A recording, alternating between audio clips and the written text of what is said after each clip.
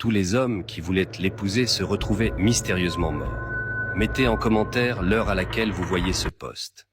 Au cœur d'un paisible village sénégalais vivait Diama, une jeune femme d'une beauté envoûtante. Les hommes du village en étaient obsédés, prêts à tout pour gagner son cœur, tandis que les femmes, jalouses, murmuraient dans l'ombre. Mais sa beauté cachait un très lourd secret. Elle vivait seule avec son père, Ousmane, depuis la mort tragique de sa mère. Ce drame les avait rapprochés, mais leur relation était particulière. Ousmane était extrêmement protecteur, presque étouffant. Un jour, Amadou, un cultivateur amoureux de Diama depuis l'enfance, se décida à franchir le pas. Il se présenta chez elle avec une calebasse de lait frais, symbole de ses intentions de mariage. Diama, émue, lui demanda du temps pour réfléchir. Mais 3 jours plus tard, la nouvelle tomba comme un coup de tonnerre. Amadou fut retrouvé mort mystérieusement dans sa case. Le choc fut immense, et Diama, rongée par la douleur, s'enferma dans le silence.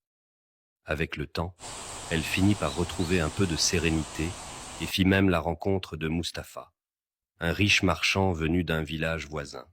Séduit par la simplicité de Diama, il lui offrit des bijoux somptueux et déclara vouloir l'épouser. Mais 1 semaine plus tard, Mustapha fut retrouvé mort dans des circonstances tout aussi mystérieuses. Les villageois commencèrent à murmurer « Elle est maudite, sa beauté n'est qu'un piège ». Même ceux qui l'admiraient se tenaient désormais à distance. Brisé par le poids de ces tragédies, Diama chercha des réponses auprès de Yaya, la voyante respectée du village. Yaya, après un long silence, murmura « Ce n'est pas une malédiction, Diama. Ce que tu cherches est bien plus proche que tu ne le crois. » Ces paroles énigmatiques tournaient en boucle dans l'esprit de Diama. Sur le chemin du retour, son cœur battait à tout rompre. En arrivant chez elle, elle entendit des bruits inhabituels venant de la case de son père. Curieuse, elle s'approcha en silence et ce qu'elle vit la glaça d'effroi. Diama a vu son père enterrer un paquet enveloppé de tissu rouge et noir dans sa case. Surprise, elle resta immobile, incapable de parler, mais fait un bruit par inadvertance. Son père se releva brusquement, comme quelqu'un qui cachait quelque chose. Lorsqu'il a vu Diama, il lui expliqua d'un air triste qu'il a vu un marabout pour briser la malédiction qui pesait sur elle. Et ce même marabout lui a demandé d'enterrer des objets. Malédiction. Mais de quelle malédiction parle-t-il ? Se disait Diama dans sa tête. Elle remémore les paroles de Yaya, qui lui avait dit que ceci est tout sauf une malédiction. Mais elle laissa l'affaire passer, même si ses doutes la rongeaient. Les jours suivants furent très difficiles. Diama perdit l'appétit et la joie de vivre. Elle s'enfermait dans sa chambre, incapable de trouver une solution à tout ce mystère.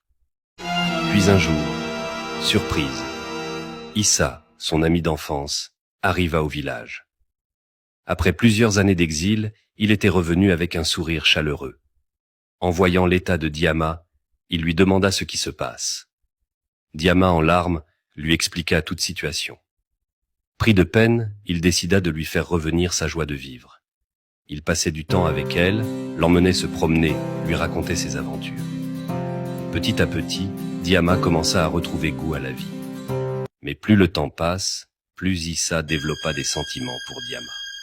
Après plusieurs semaines, il finit par lui avouer ses sentiments. Diama, effrayée, le repoussa.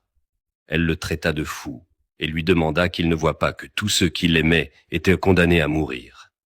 Mais Issa refusa d'abandonner. Il lui montra qu'il était prêt à tout affronter pour être à ses côtés. Touché par sa détermination, Diama accepta finalement de lui donner une chance. Les préparatifs du mariage commencèrent. Pourtant, Diama ne pouvait ignorer cette peur qui lui serrait le cœur. La veille du mariage, alors qu'Issa dormait paisiblement dans sa case, un homme entra silencieusement avec un couteau à la main. Issa, réveillé par un bruit, se leva juste à temps. Il se battit avec l'assaillant et réussit à le désarmer. Quand il retira le masque de l'homme, il découvrit avec horreur qu'il s'agissait du père de Diama. Issa resta figé, choqué par cette découverte. Il réveilla tout le village et dénonça le père de Diama. Il avoua qu'il était le responsable de la mort des autres prétendants et qu'il était amoureux de sa fille. Il a développé des sentiments après la mort de sa femme. Diama était donc celle qui s'occupait de lui. Les anciens décidèrent de l'exécuter. Diama les supplia de le laisser en vite. Il reste son père malgré tout. Banni du village, il vécut seul avec ses regrets et de la culpabilité. Au fil du temps, il tomba malade et n'avait personne pour le soigner. La maladie était son seul ami et une mort atroce qui l'attendait. Diama, quant à elle, se maria à Issa, eurent 3 enfants et vécurent heureux. Abonnez-vous pour plus d'histoires.